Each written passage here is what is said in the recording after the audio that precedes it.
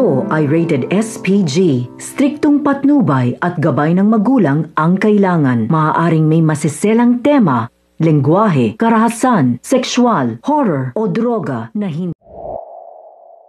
Natuloy nga ang plano ni Moira ng paghihiganti nga dito kay Lynette at nagpapanood pa nga siya ng video na nagsasabing kabit nga lang daw itong si Lynette, kaya naman nga nasaktan nga itong si Lynette kahit na wala nga katotohanan ng sinasabi sa video nito ni Moira.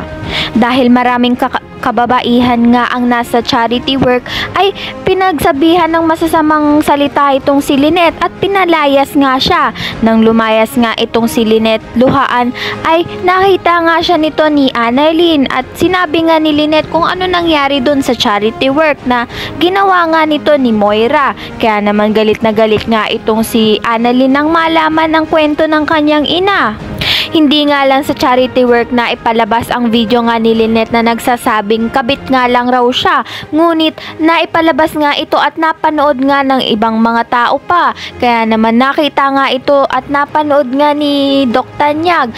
At may posibilidad na malaman niya ngang si Moira ang may kagagawa nito. At may posibilidad rin na siya ang mismo humingi nga ng tawa dito kay Lynette. At may posibilidad rin na maging mabait na nga siya dito nga lang kay Annalyn at Lynette.